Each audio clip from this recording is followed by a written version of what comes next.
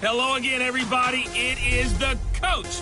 You're tuned in to Madden 19 on EA Sports. Up next, we've got a good one on tap between the visiting Arizona Cardinals and the Jacksonville Jaguars. With that, let's get on up to Jacksonville. Standing by for the call, it's our broadcast team of Brandon Godden and Charles Davis. All right, Coach, EA Sports coverage of the NFL brings us to the Sunshine State in TIAA Bank Field here in Jacksonville. Nothing like the fanfare of introductions to an NFL game, and that was in evidence a moment ago. Fireworks, pyrotechnics, you name it. This crowd is ready as their guys get set to match up between the Arizona Cardinals and the Jacksonville Jaguars. Alongside my partner, Charles Davis, I'm Brandon Gaudin. Charles, you look at this Jaguar team. They've been as hot as anyone. The win last week makes it 9 out of 10. The results are hard to argue. If there's a team better suited for the postseason right now, I don't know who they are. Meanwhile, for the visiting Cardinals here, they were losers their last time out. They're going to try to get back in the win column, but obviously they're going to have to do that in a hostile environment. And sometimes it actually works to your advantage. Now you've got to band together your team, the us against the world mentality. Let's see if they can use it and get a victory. And all that work, but he stopped where he ultimately would have been, and he's simply taken a knee, and that's the 25-yard line.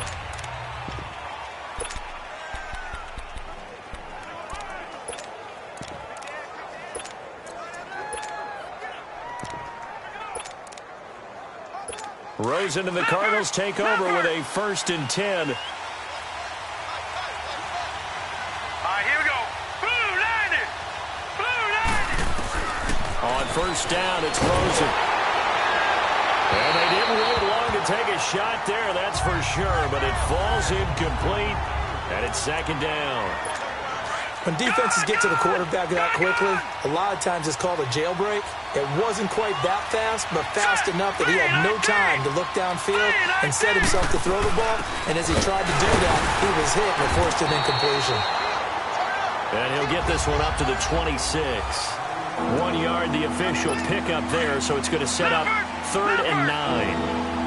And the big fella stuffed that one up in a big way. I think doubling him has to be a priority because you can't move up to the next level if you don't take care of him first. Got a man over the middle, and it's complete. And they get him down, but not before he takes it across the 40-yard line. It's a pickup of 16 there, and it'll lead to a new set of downs. They've got good playmakers on the offensive side of the ball. I don't know what happened last week to really hurt their performance and hold down their production, but I would dare say that this week in practice, there's a lot of talk about how they're going to increase their proficiency. And that was a good start, getting the playmakers involved. You mentioned that to me pregame. That's what they did there. Yeah, I think a lot of people think the coaching staff really gets on them, and that's how they motivate them. Most of these guys are self-motivated. They have a lot of pride in their performance. Now Rosen looking to throw, and he's going to drop this off to Williams, complete. And he'll lose yardage on the play back at the 37-yard line. Call that a loss of 5 yards on the play. And they're going to face an uphill battle here on 3rd and long. Here we go. They want to go to the air again with Rosen. And it's a short one here, complete to the tight end. And able to break one tackle, but then quickly brought down. They get only 4 that time as that leads us to a 4th down. And forget about the run to set up the pass. They're just coming out throwing. Forget trying to set anything up. They feel like they have the advantage. They feel like they have the matchups, and they're just attacking right now. Yep, going to the air on the opening drive. On 4th down, here's Brett Kern to punt the football away. Back to return it, Christian McCaffrey. And a little too much mustard on that one. It hits a couple yards into the end zone. A missed opportunity there maybe to pin him back.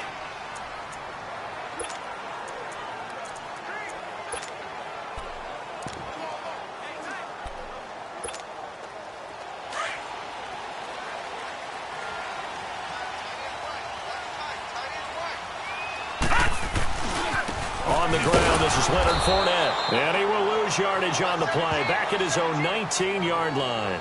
That's going to go as a loss of a yard, and it'll be 2nd down. Back down. Nice play right there to stop him behind the line, but I want to see how this defense continues to play him here in the first half. Yeah, we know. You know better than I. He has the ability to take over a game, so what do you do?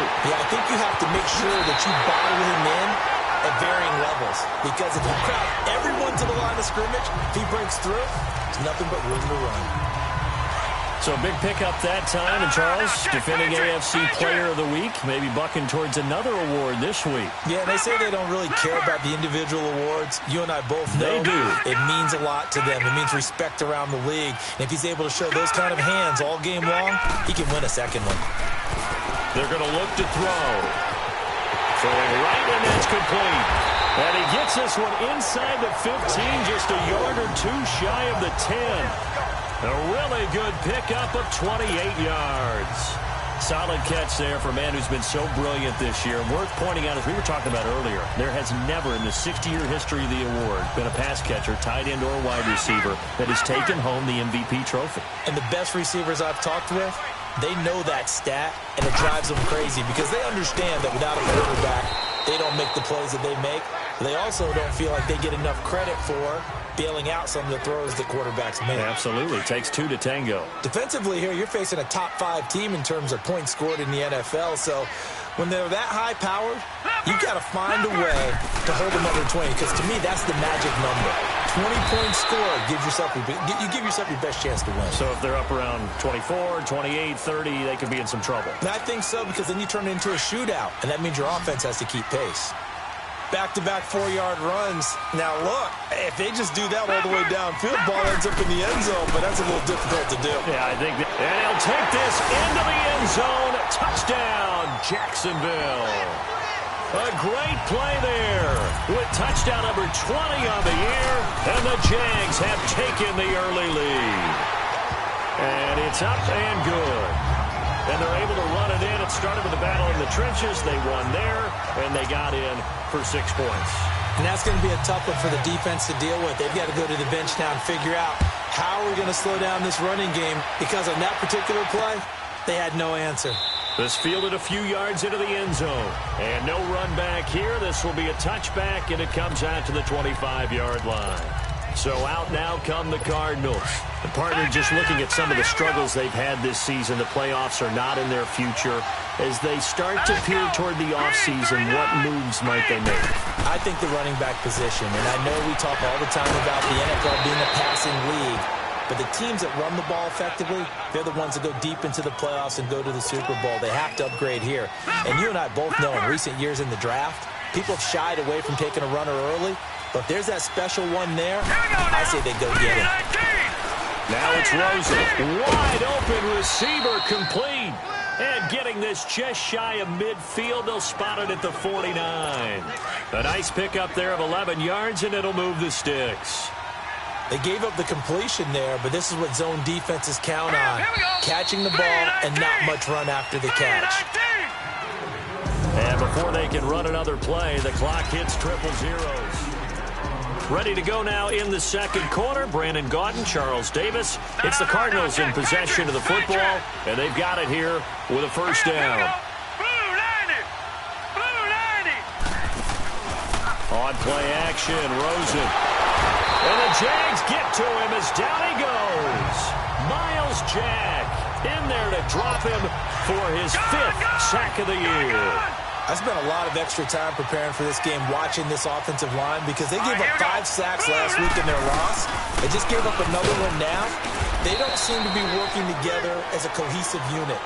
Right? 4 guys might have it right, but the 5th guy is giving something up. They've got to find a way to all get on the same page. Some of these play calls, I think they're a little conservative, but you know me, because it's easy to sit up in this booth, right, and make all the calls and think I'm going to be correct. I would like to see them open things up, because otherwise this defense is going to gang up on the run and shut them down. Well, they pick up 10, but it'll still lead to a 4th down. He wasn't the primary target, but I think it was almost like a check-down situation, wasn't it? Yeah, hoping he can break some tackles, a big tight end, but he couldn't do it. Yeah, get it to that big frame and hope he could scatter some bodies, unable to get it done.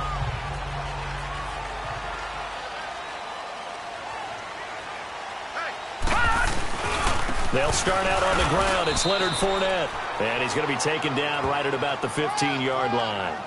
Credit him with a 1-yard gain there to make it 2nd and 9. One thing to keep in mind, partner, especially in the second half, when you've got a running back of this size, of these dimensions, I can just tell you, attrition does set in for a defense because you're excited about hitting him in the first half. Maybe not so much in the second half, and some of these shorter gains turn into bigger runs later. And all the way down to the 26. A big play there on the catch and run. 59 yards. There will always be a place for methodically marching the ball downfield. But when you can pick it up in big chunks and strike like that, have explosive plays, that's often the difference in winning and losing. Those types of plays that can knock a defense off balance, that'll drive a team towards a victory. No gain on the play. It'll be 2nd down.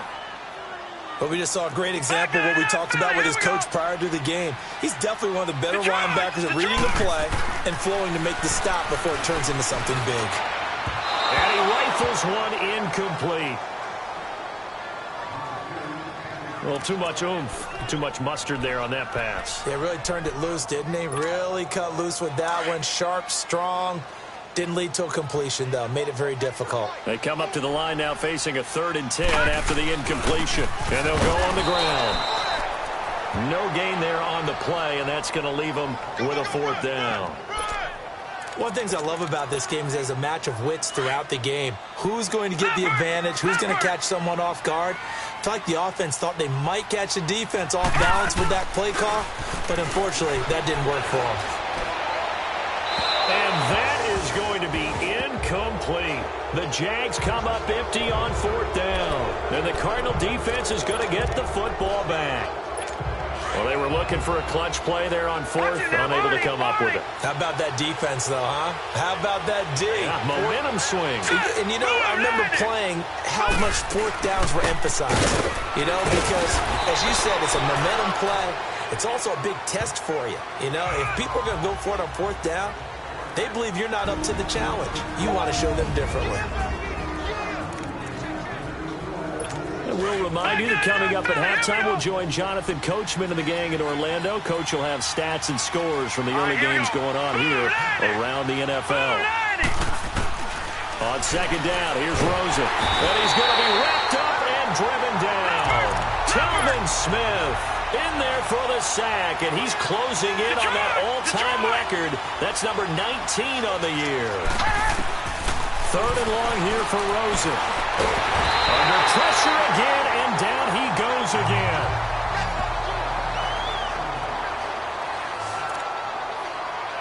Here's Brett Kern now as the drive goes backwards, so he's on to punt it away. Fair catch called for and taken right near the 30-yard line. A big kick that time, 52 yards. And the Jaguars go on offense, 1st down and 10. The 4th down run successful. Now they look to pay it off on 1st down. No, check, Patriot! They begin with a run by Fournette. And he went backwards. He'll be down at the 30. It's a loss of a yard there, and now 2nd down. Early down stuff to put this offense in a precarious position. We know that securing the point of attack, especially against the big-bodied guys in the middle of this D, has got to be priority 1. After the loss to start out, here's 2nd and 11. Detroit! From the shotgun, he'll look to throw. Flushed out right. And an incomplete pass. That'll stop the clock here with just under a minute to play in half number 1.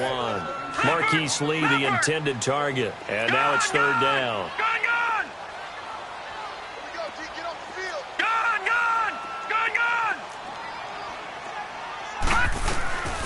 They'll look to throw. Flush to his right. Now he's going to go up top over the... Oh, this is taken in. It's complete. Give him 30 yards there. Well, there's your leading receiver in the NFL in terms of yardage, putting on another clinic, well over 100 yards. Are we taking notes? We should be, right? Because I'm going to go back and watch this tape. and really enjoy what I'm seeing. The route running, competing. Got his man. It's caught. Touchdown, Jaguars. As his guys are in for 6. And the Jaguars add on to their lead. And that'll give them a 2-score lead here, but I'm looking ahead. They just want to hold it for the final moments here in the second quarter. They don't want to give up anything on the other side. No, not at all, because if they don't, it almost had the feel of an imposing their will score. And right now, they want to make sure they keep that and carry it into the second half. That's fielded in the end zone. And not wanting to risk anything here late in the half. Arizona getting ready to go as they take the field. Already down 2 touchdowns here in the first half. This becomes a pretty important drive, doesn't it? It certainly does, and a lot of teams script plays. We know that, right? They have a script to start the ball game, and typically those scripts go between 12 and 24, 25 plays. Down 2 touchdowns early, probably not very deep into their script. I think that they'll stay with it. I don't think they'll abandon it just yet and try and generate some offense on this drive. Anything. At least 3 points, get that 0. Due to time constraints, we move you forward in today's broadcast to the beginning of the third quarter. So we hit the halftime break here in Jacksonville with the Jags on top. Here's Christian McCaffrey to return it. Oh, look at that. And a good effort on the return there. Gets him across the 30 to the 33-yard line. Out come the Jaguars now as they'll go on offense first here in this third quarter. This is sort of what you would call a put-away drive, isn't it? They score here, especially a touchdown. It's almost out of reach. It certainly feels that way, and I think that they're going to call their plays accordingly, because what you really want to do, even though you know the scoreboard is still up there and the game's going to go on, in fact, you can take the spirit away from another team, that their drive and will to come back and win can be taken with another score right here. Still third quarter, but you just get that feel. Yeah, they're teetering right there on the brink, aren't they? And here's another tackle made at the line, so they're converging well on the football now. Robert Kimdichie, the one to bring him down.